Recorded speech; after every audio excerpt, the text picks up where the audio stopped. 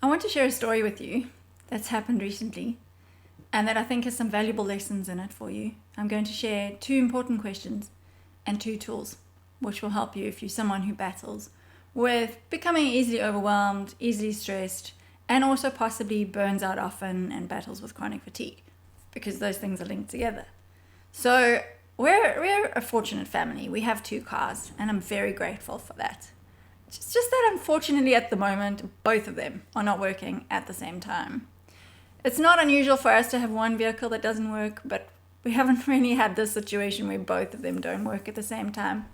Although it's also not surprising given that the shared age of our vehicles is the same age as me, which for the record is almost 47, actually 47 next month. So here we sit with 2 vehicles that don't work. And it's challenging. It's challenging. We live in a little village where there are no Ubers, no taxis, cabs.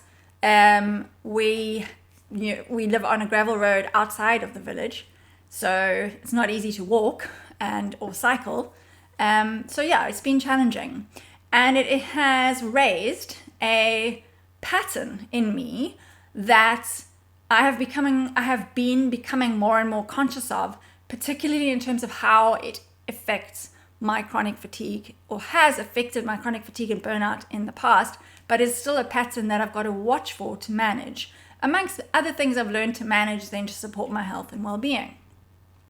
And before you go, I have created a fun quiz that draws on the many similar characteristics and qualities that I see in the clients who come to me with chronic fatigue and burnout and chronic overwhelm, because I have noticed that they often are very similar, and it's not as simple as personality creates fatigue, but you'll if you do the quiz and if you listen to the master class afterwards, you'll get a better understanding. So if you're curious to see if you fit into what I call the holding personality, go take the quiz. It's 5 minutes, and there's a link down below.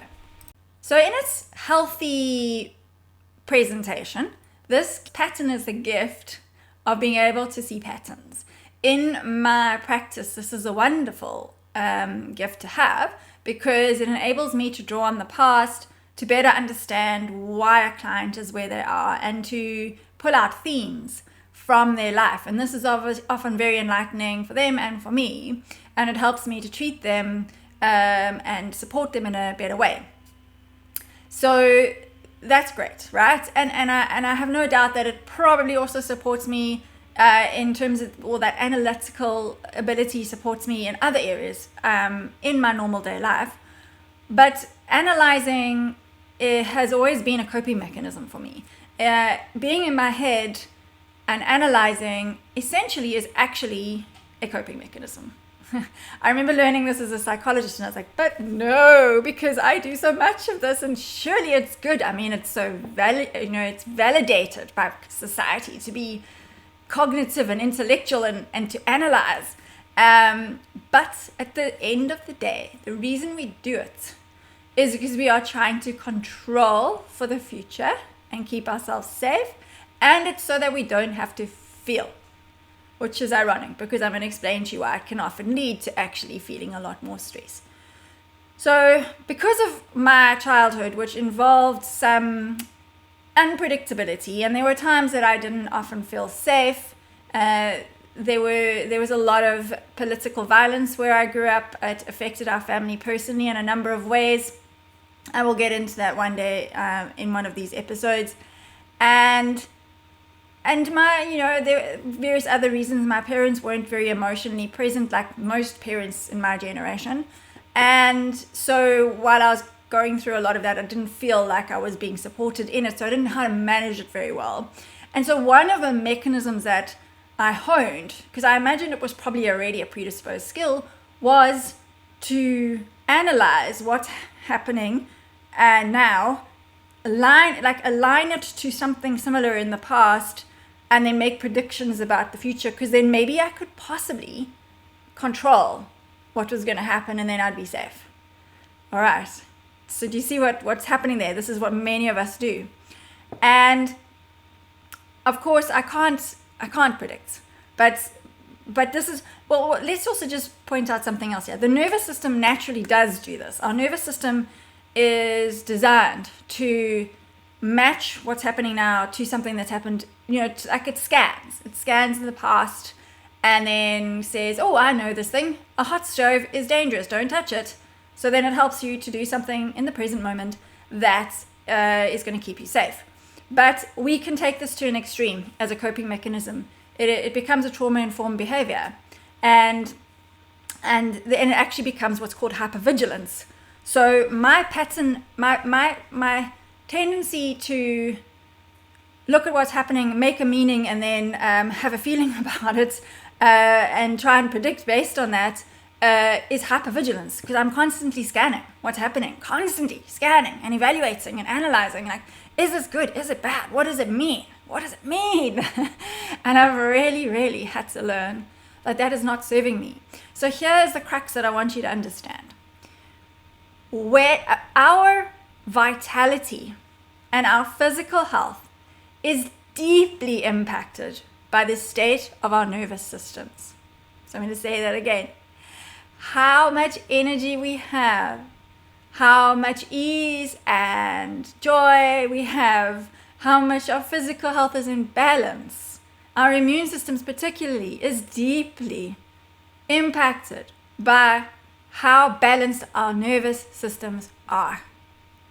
So if you've had a childhood where there was a lot of unpredictability, and you've developed hypervigilance and trauma-informed behaviors and coping mechanisms that mean that in the present moment you are often in an activated state, that is a huge reason why you are battling with chronic overwhelm and chronic fatigue. Okay, I really had to learn this the hard way, but it has made such a difference to my life. So that's why I say I've become particularly aware of this pattern, which as a gift is the capacity to see patterns as a I don't want to say curse, but as this thing that can really just exhaust me. It is hypervigilance. Okay. I want to also add in something else that happens at the same time as this pattern generation or hypervigilance, is that it would be fine to just, in a kind of more neutral way, go, oh, this thing has happened in the past when something like this has happened. That's happened afterwards, so let me just be aware of that, and to have a kind of a neutral evaluation. We're seldom neutral about it. And in fact, what we often do is something called catastrophizing. So catastrophizing is a cognitive behavioral, it's a term from CBT, cognitive behavioral therapy, and it is a cognitive distortion. It is a way in which we take something neutral and we then distort it to have a belief system that impacts us in a particular way. So what I'm saying is that most things that happen are neutral. We then can distort it as being terrible. So it's like awfulizing is similar to catastrophizing. We could come with a framework of black and white thinking. So it has to be all this or it's failure. These are all ways of distorting the evidence, having distorted belief systems that cause us to then feel a certain way, and then our bodies have a biochemical response because we become stressed. So catastrophizing particularly is the tendency to something happens and then we go, oh my gosh, this is awful. This is terrible. It's a terrible thing that's happened. I need to be on high alert now. Okay, and then the body goes into one of its default trauma response states. And if you are doing this frequently and chronically, it is going to be impacting your physical health and your vitality. So I definitely have a tendency to catastrophize. I've had to really watch that. So in the event of okay, let me give you a simple example. When I was working in the student counseling centers, I worked in 2 universities. It was often something that came up with the females. It was usually females who came to see me, female clients, and they'd say, my boyfriend hasn't phoned me for like he hasn't phoned for 5 hours. He hasn't been answering my messages or a day or whatever. I think he's probably going to break up with me, right? So there's the event. They haven't responded to messages or answer calls. The meaning given to it is it's terrible and it means that he's going to break up with me. So there's no evidence for this, correct? But that's the meaning that's given to it. Why do we always choose the worst possible scenario? I think that's just the nervous system tendency. It's how we protect ourselves. We feel like, well, let's look at the worst case scenario and then we can protect ourselves against whatever happens. And so seldom is it actually that. It can be, but it's also often not. You know, it could just be that his battery is flat. He's lost his phone. He's going through some other individual trauma, stressful situation, circumstance that means he hasn't been able to get back to her. Okay. So in the event of me, I've realized that a lot of my catastrophizing has to do with the state of my life or of life in general, or it has to do with myself. Like particularly, am I good or bad? Am I good enough or not? And I think this is probably quite similar for most people. So I've been working a lot around expansion and ease and abundance. And with both of our cars going at the same time, that little voice immediately wanted to go, oh my gosh, you've been doing all this hard work and now this has happened. Like, this is the worst thing that's happened in ages. It's terrible. What does this mean about what you're doing? You're clearly not doing any of it right. Like, what does this mean? It's a bad thing. And I caught it. And I was like, but it's actually new. It's just 2 cars that have broken down. That's all it is. Our 2 cars have broken down. Yeah, it's uncomfortable. It's not pleasant. Am I going to survive? Of course I'm going to survive. Does it mean that I've done something wrong? I'm a terrible person. Life is terrible? No. It just means that our 2 cars have broken down and it's a bit uncomfortable. And you know what? When you can get to that place, what you can often start to do is to also find that in fact there's gifts in these so-called challenges that we make terrible. And so I've not been able to go anywhere. It's been lovely. I've had to ask people for help, which has been fun. I've been working on that lesson anyway, of being able to ask for help. I've been able to receive help. I've also been working on that lesson. Don't you think maybe the universe has been working with me here a bit just to help me really exercise those muscles of asking and receiving? And it's been quiet. It's been simpler. I haven't had to race out. Oh my gosh, I'm going to be late to fetch my son. Oh my gosh, I've got to get this in the shop before I do that. None of that has been happening. I've just been at home doing the basics, doing my work and doing what I need to do. And my nervous system has been so much calmer because I chose to just let this be what it is.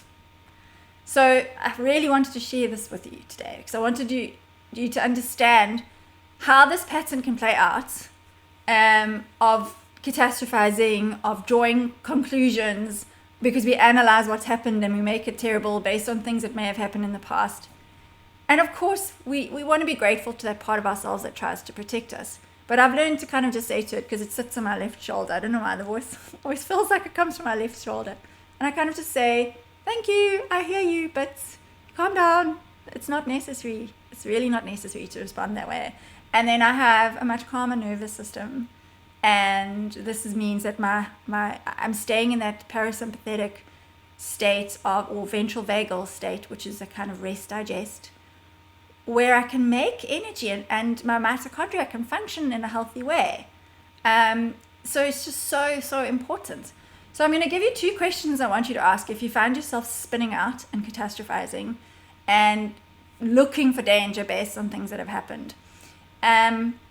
The first question is, what is the worst that can happen? Truly, like what's the worst that can happen now?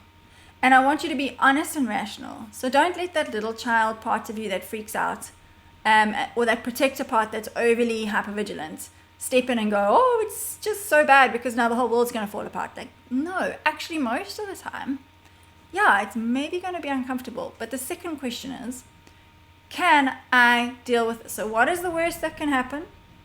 Can I deal with it? More often than not, the answer is, it's going to be uncomfortable, but I will be okay. And that feels a lot better versus this kind of irrational, oh my God, it's terrible. This means something terrible. It means something terrible about me. It means that the world is like my world's falling apart. That's often where we go straight away.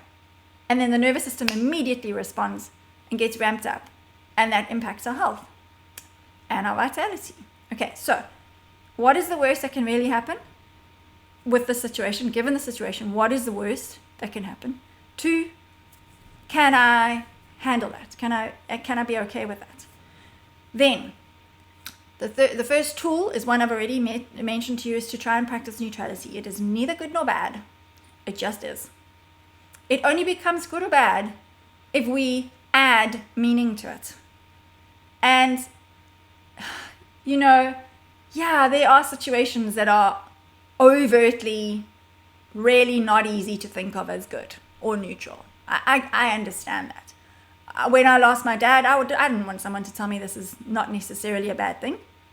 It was awful. It really was. The interesting thing is, now I can look at it with neutrality, because I can understand, as terrible as it was, I gained incredible gifts from that experience. I still wouldn't want it to have happened, but there were still gifts in it. So at the least, try and just be open to the fact that even in every challenge, there is a gift. Okay?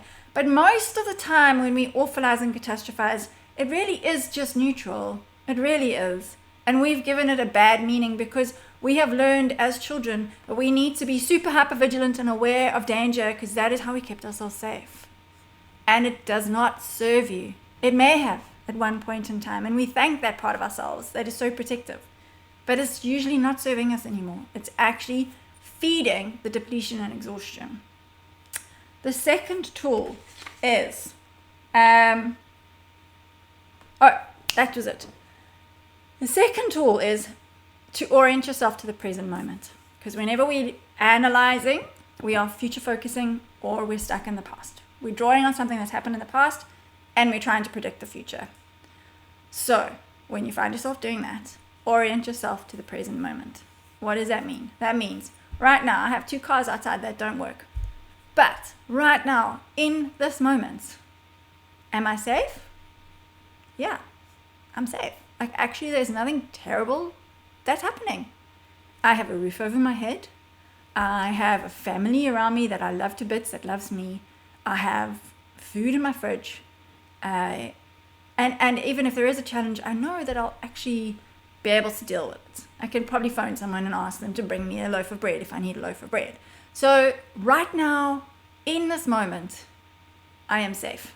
And usually you will find that right now in this moment, you are safe. What you are getting stressed about is something that hasn't yet happened, or you are remembering something that has happened and you're projecting it onto this moment. So orienting yourself to the present, very powerful tool to help your nervous system, which helps your health and your vitality. You can also do this through focusing on your 5 senses. What can I see, smell, touch, taste, and hear? And that can include internally and externally. In other words, what can I feel outside of me? If I tangibly touch something, what do I feel in my body in this moment? So you can also use breath. Breathing in, I. Breathing out, am. Breathing in, safe. Breathing out, now. So you say that in your head. I am safe now. Breathing in, breathing out. Breathing in, breathing out. And that is also going to help to orient you to the safety in this moment, as your nervous system realizes, actually, I don't need to be on high alert right now. It is actually safe. So there you go. All of that from 2 cars breaking down. There's another gift, you see, another gift in why they broke down this video. Okay, so if you got any questions, please let me know. I'm always interested to hear questions and comments. And see you soon. And before you go, I have created a fun quiz that draws on the many similar characteristics and qualities that I see in the clients who come to me with chronic fatigue and burnout and chronic overwhelm, because I have noticed that they often are very similar, and it's not as simple as personality creates fatigue, but you'll if you do the quiz, And if you listen to the master class afterwards, you'll get a better understanding. So if you're curious to see if you fit into what I call the holding personality, go take the quiz. It's 5 minutes, and there's a link down below.